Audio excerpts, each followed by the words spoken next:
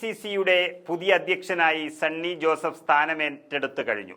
നിയമസഭാ തെരഞ്ഞെടുപ്പും തദ്ദേശ തെരഞ്ഞെടുപ്പും പടിവാതിക്കൽ എത്തി നിൽക്കുമ്പോൾ സണ്ണി ജോസഫിന് കോൺഗ്രസിനെ രക്ഷിക്കാൻ മാത്രം പ്രാപ്തിയുണ്ടോ എന്ന് തിരയുകയാണ് സമൂഹ മാധ്യമങ്ങൾ. സുധാകരനെ പോലെ, രമേശ് ചെന്നിത്തലയെ പോലെയോ വി.ഡി. സതീശനെ പോലെയോ ക്രൗഡ് പുള്ളറായ നേതാവല്ല സണ്ണി ജോസഫ് എന്നാണ് അവർ പറയുന്നത്. എന്നാൽ കോൺഗ്രസ് പാർട്ടിക്കുള്ളിൽ വലിയ സ്വീകാര്യത സണ്ണി ജോസഫിനുണ്ട് എന്ന കാര്യത്തിൽ ആർക്കും തർക്കമില്ല. ഒരു കൂട്ടം ആളുകൾക്ക് നടുവിൽ നേതാവാകുന്നതിനും അപ്പുറം പാർട്ടിക്കുള്ളിൽ സ്വീകാര്യനാവുക എന്നതിലാണ് കാര്യം. ആ ഗുണം സണ്ണി ജോസഫിനുണ്ട്. കോൺഗ്രസിന്റെ സൈബർ ഗ്രൂപ്പുകൾ അത് പറയുന്നുമുണ്ട്.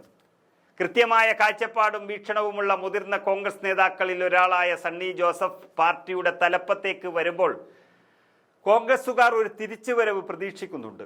ക്രിസ്ത്യൻ സഭാ നേതൃത്വങ്ങളുമായി നല്ല ബന്ധം പുലർത്തുന്ന നേതാവാണെന്നത് മറ്റൊരു ഗുണകരമാണെന്ന് കോൺഗ്രസ് സോഷ്യൽ മീഡിയയിൽ ചർച്ച ചെയ്യുന്നു. മികച്ച പാർലമെന്റേറിയൻ, കോൺഗ്രസിനുള്ളിലെ മികച്ച സംഘാടകൻ, എത്ര കടുത്ത എതിരാളികളെ പോലും കുത്തിനോവിക്കാത്ത പ്രവർത്തന രീതി, അങ്ങനെ പോകുന്നു അദ്ദേഹത്തിന്റെ സ്വഭാവ വിശേഷങ്ങൾ. സണ്ണി വക്കീൽ എന്ന പേരിൽ അണികളിൽ സുപരിചിതനായ നേതാവാണ് പുതിയ KPCC അധ്യക്ഷൻ. KSU കാലം മുതലുള്ള വർഷങ്ങളുടെ പ്രവർത്തന പാരമ്പര്യമാണ് KPCC അധ്യക്ഷ സ്ഥാനത്തേക്ക് വരുമ്പോൾ സണ്ണി ജോസഫിന്റെ കൈമുതൽ എന്ന് കാണാം. 2011 മുതൽ തുടർച്ചയായി പേരാവൂർ MLA ആയ അദ്ദേഹം നിയമസഭയിൽ കോൺഗ്രസിന്റെ പാർലമെന്ററി പാർട്ടി സെക്രട്ടറി കൂടിയാണ്. കർമ്മം കൊണ്ട് കണ്ണൂരുകാരനാണെങ്കിലും ജന്മം കൊണ്ട് ഇടുക്കിയിലെ തൊടുപുഴ മൈലക്കൊമ്പുകാരനാണ് സണ്ണി ജോസഫ്. 1952 ഓഗസ്റ്റ് 18 ജനനം. ഇടത്തരം കർഷക കുടുംബമായിരുന്നു സണ്ണിയുടേത്. മലബാറിലേക്ക് കുടിയേറ്റം വ്യാപകമായപ്പോഴാണ് മൈലക്കൊമ്പിലെ വീടും സ്ഥലവും വിറ്റ് മാതാപിതാക്കൾക്കും 5 സഹോദരങ്ങൾക്കുമൊപ്പം സണ്ണി ജോസഫും ഇരിട്ടിയിലേക്ക് പോയത്. ഉളിക്കൽ, എടൂർ, കിളിയന്തറ എന്നിവിടങ്ങളിലെ സ്കൂളുകളിൽ പ്രാഥമിക വിദ്യാഭ്യാസം പൂർത്തിയാക്കിയ ശേഷം 1968 ഉന്നത വിദ്യാഭ്യാസത്തിനായി തിരികെ ജന്മനാടായ തൊടുപുഴയിലെത്തി. കൊടുവേലിയിൽ ബന്ധുവീട്ടിൽ നിന്നാണ് ന്യൂമാൻസ് കോളേജിലെ ബിരുദ പഠനം അദ്ദേഹം പൂർത്തിയാക്കിയത്. ശേഷം കോഴിക്കോട് ഗവൺമെന്റ് ലോ കോളേജിൽ നിന്ന് നിയമബിരുദവും നേടി. 1970 KSU പ്രവർത്തകനായിട്ടായിരുന്നു സണ്ണി ജോസഫിന്റെ രാഷ്ട്രീയ പ്രവേശനം.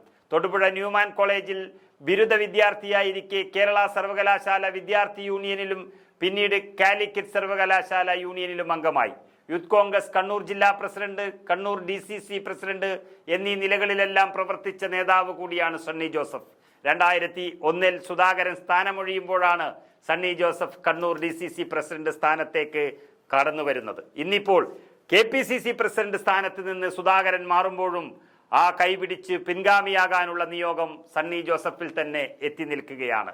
ഒരേ സമയം സുധാകരന്റെ അടുപ്പക്കാരനായ സണ്ണി ജോസഫ് പ്രതിപക്ഷ നേതാവ് V.D. സതീശനും അതുപോലെ KC വേണുഗോപാലനും സ്വീകാര്യനായ നേതാവാണെന്ന് ചില മാധ്യമങ്ങൾ പറയുന്നു. 40 വർഷത്തിലധികം പാർട്ടിയിൽ പ്രവർത്തിച്ച ശേഷം 2011 സണ്ണി ജോസഫ് ആദ്യമായി നിയമസഭയിലേക്ക് എത്തുന്നത്. കന്നി മത്സരത്തിൽ തന്നെ അന്നത്തെ സിറ്റിംഗ് MLA ആയിരുന്ന KK ശൈലജയെ പരാജയപ്പെടുത്തിയാണ് അട്ടിമറി വിജയം നേടിയത്. പിന്നീട് അങ്ങോട്ട് പേരാവൂറുകാർ ഒരിക്കൽ പോലും സണ്ണി ജോസഫിനെ കൈവിട്ടിട്ടില്ല.